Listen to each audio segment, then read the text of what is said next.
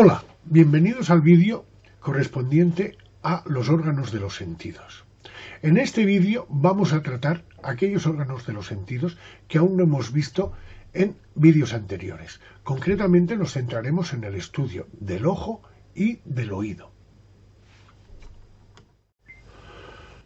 Los órganos de los sentidos tienen como misión recolectar informaciones del entorno y pasarlas al cerebro en forma de impulsos nerviosos, para que éste pueda desarrollar estrategias de alimentación, estrategias de defensa o incluso de caza, es decir, estrategias en definitiva para incrementar la supervivencia del individuo.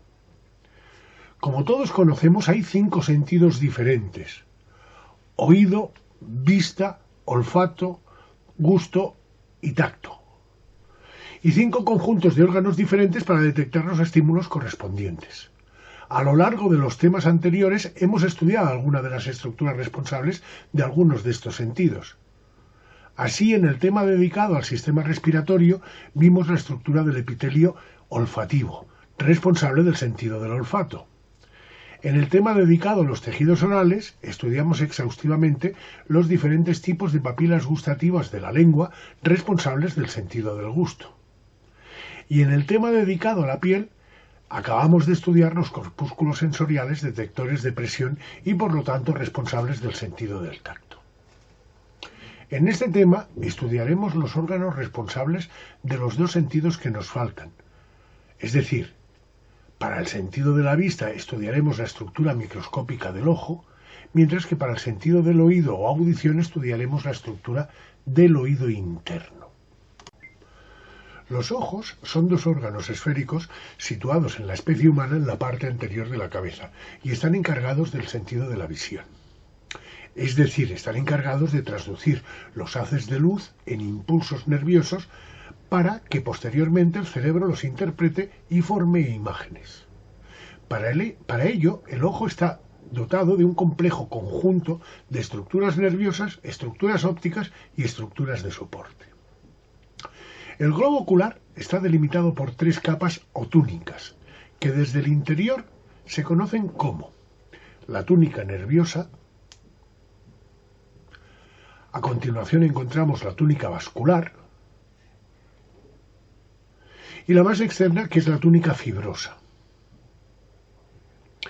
En el interior del ojo se diferencian también 3 espacios que se denominan cámaras. La primera de estas cámaras es la cámara anterior y se encuentra entre la córnea y el iris. A continuación encontramos la cámara posterior, que se encuentra entre el iris y el cristalino. Y por último, la mayor de estas cámaras, que se encuentra por detrás del cristalino y se conoce como cámara vítrea. Al microscopio, en un corte del plano medio del ojo teñido con la técnica de la hematoxilina eosina, podemos distinguir las 3 cámaras que acabamos de describir, así como otras estructuras tales como el cristalino, que es una lente que funciona como la lente de una cámara fotográfica. También podemos distinguir las 3 túnicas que hemos comentado, y de alguna de ellas podemos ver que existen diferencias regionales.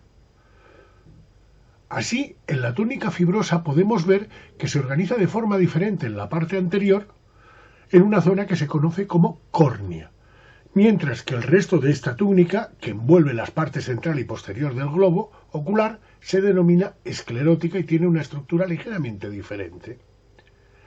En la túnica vascular distinguimos 3 zonas. En la parte anterior encontramos el iris, que es un anillo contráctil que regula la cantidad de luz que entra en el globo ocular, tal y como lo hace un diafragma en una cámara fotográfica. A la altura del cristalino encontramos el cuerpo ciliar, que tiene función secretora, además de servir de punto de anclaje de los filamentos que mantienen al cristalino en su sitio. El resto de la túnica vascular se denomina coroides. Lo más destacable de la túnica nerviosa es que envuelve solamente los 2 tercios posteriores del globo ocular y se le conoce también como retina. A un aumento un poco mayor y centrándonos en la parte anterior del ojo, podremos distinguir esta zonificación de forma más clara.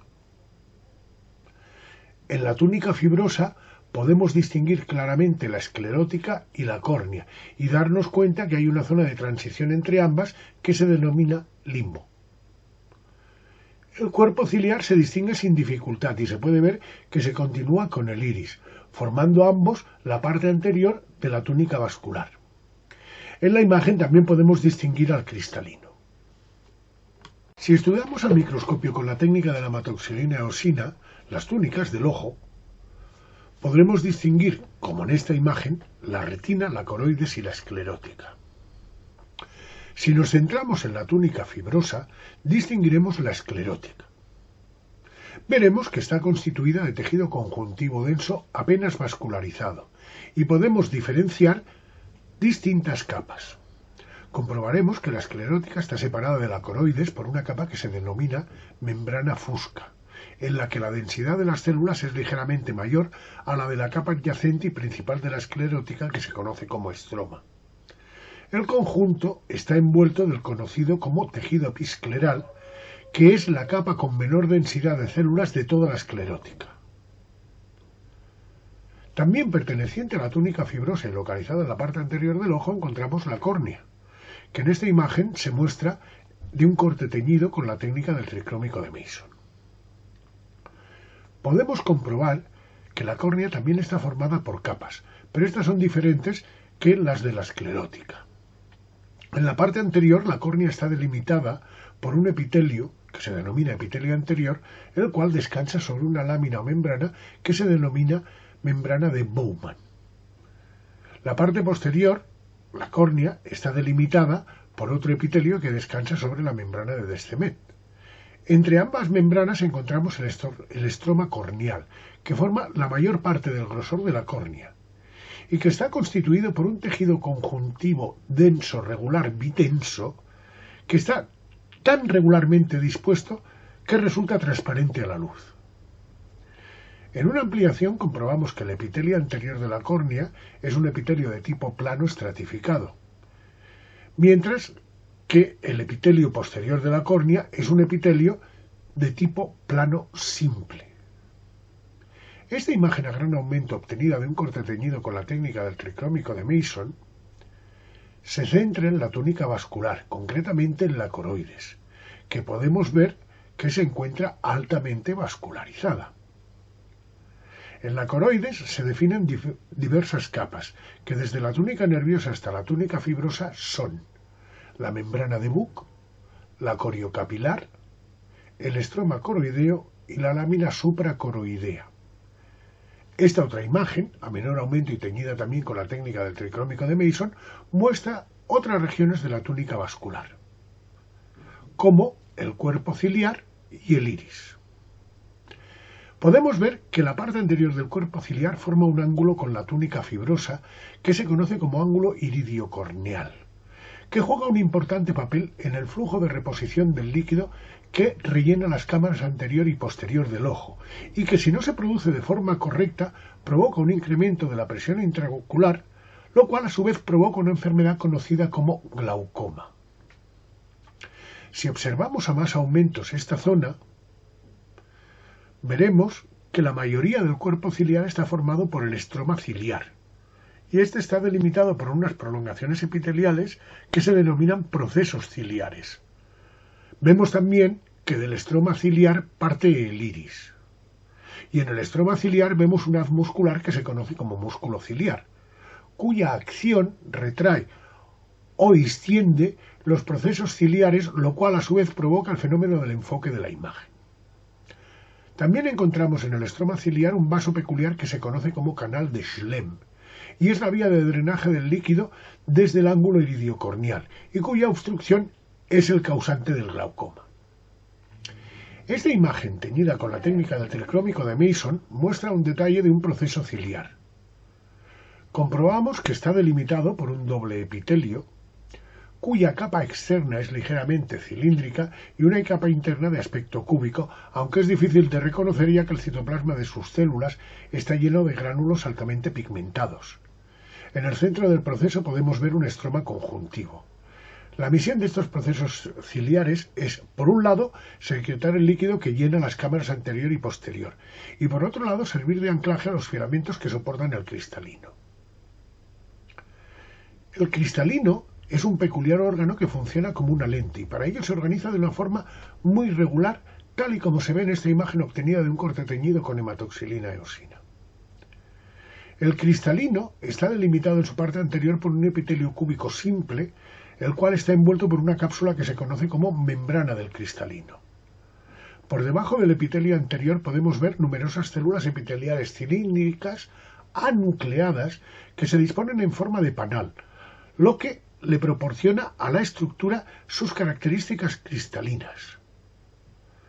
Esta otra imagen nos muestra la parte ecuatorial del cristalino y se ha obtenido de la misma muestra que la imagen anterior. Las células cúbicas del epitelio anterior se dividen en el mismo plano y las células resultantes van migrando progresivamente hacia el plano ecuatorial. Cuando llegan a esta zona, migran hacia el interior, donde pierden el núcleo y se convierten en las fibras del cristalino. Este proceso ocurre durante toda la vida del individuo, lo cual obviamente engrosa el cristalino con la edad. Y esto a la larga puede imposibilitar el enfoque de las cosas en las cercanías del ojo, lo cual se conoce como presbicia o vista cansada. La túnica nerviosa está formada por la retina, que tal y como muestra esta imagen obtenida con la técnica del tricrómico de emisión, se organiza en capas. Concretamente, la retina se organiza en 10 capas que desde la coroides son capa 1 o de células pigmentadas, capa 2 o de fotorreceptores, capa 3 o membrana limitante externa, capa 4 o nuclear externa, capa 5 o plexiforme externa, 6 nuclear interna, 7 plexiforme interna, 8 capa ganglionar, la capa 9 de fibras y la capa 10 o membrana limitante interna. Las células principales de la retina encargadas de la transducción de los haces luminosos son los conos y bastones, que son células alargadas cuyo soma o cuerpo celular se encuentra en la capa 4 y sus prolongaciones funcionales forman las capas 2 y 3. El impulso nervioso al final es recogido por las neuronas que se encuentran en la capa 8 y cuyos axones forman la capa 9 y llevarán este impulso al cerebro a través del nervio óptico. Esta imagen, obtenida de la misma preparación, muestra la parte anterior de la retina donde comprobamos que se reduce drásticamente el número de capas. A esta zona se la conoce como hora serrata. Esta interesante imagen obtenida de una preparación teñida con la técnica del tricrómico de Mason muestra el tramo inicial del nervio óptico. Las fibras nerviosas que forman la capa 9 de la retina se concentran en el disco óptico y a partir de ahí giran 90 grados para salir del ojo a través del nervio óptico. Para ello, las fibras deben atravesar la coroides y también deben atravesar la esclerótica, de la cual quedan porciones que forman lo que se conoce como la placa cribosa. El nervio óptico se ha de considerar como una parte del sistema nervioso central y como tal está envuelto y protegido por las meninges.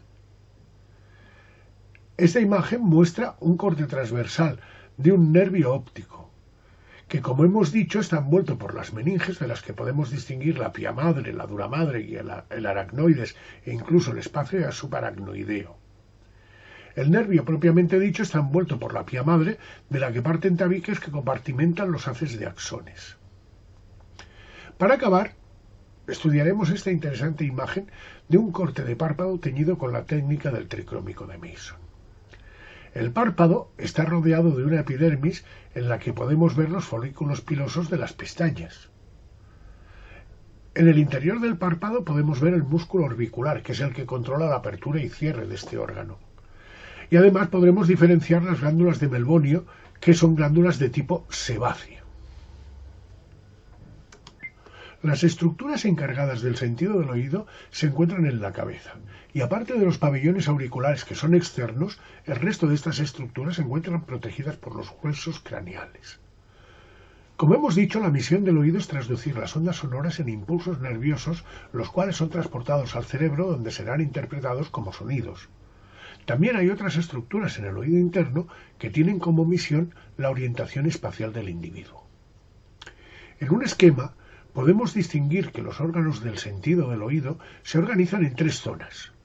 Así tenemos el oído externo, que está formado por los pabellones auriculares, los cuales tienen como misión localizar la fuente de las ondas sonoras. En algunas especies, como en la especie humana, estos pabellones son fijos, y para una exacta localización del sonido el individuo a veces debe girar la cabeza para poder localizar, ubicar bien la fuente del sonido. Mientras que en otras especies, como los cánidos o los felinos, las orejas tienen movilidad propia, por lo cual les resulta más fácil localizar estas fuentes sonoras. También forma parte del oído externo el conducto auditivo, que tiene como misión transportar estas ondas sonoras hasta el oído medio. Las ondas sonoras llegan al oído medio, concretamente al tímpano, que es una membrana la cual vibra ante estas ondas. Esta vibración del tímpano se transmite a una cadena de huesecillos que también forman parte del oído medio y transmiten esta vibración hasta el oído interno. En el oído medio también encontramos la trompa de Eustaquio, que conecta el oído medio con la cavidad nasofaringea con el objetivo de igualar las presiones de aire. En el oído interno encontramos 2 órganos: el órgano del equilibrio, formado por los canales semicirculares y que tiene como misión proporcionar información al cerebro de la posición en el espacio y la aceleración del individuo. También encontramos el órgano de la audición, conocido como cóclea, y que consta de una serie de espacios o rampas y estructuras anejas que tienen como misión traducir las ondas sonoras, es decir, las vibraciones transmitidas por los huesecillos al líquido que llena estas rampas, traducirlos en impulsos nerviosos para que el cerebro los interprete como sonidos. Al microscopio, en un corte transversal de la cabeza teñido con la técnica de la matoxilina eosina, podemos distinguir las estructuras que conforman el oído interno. Diferenciaremos los canales semicirculares del órgano del equilibrio y también podremos diferenciar la cóclea, que forma el órgano de la audición. En la cóclea podremos distinguir ganglios nerviosos, que se conocen como ganglios espirales, los cuales recogen la información procedente de los sensores auditivos y la conducen a través del nervio auditivo hasta el cerebro.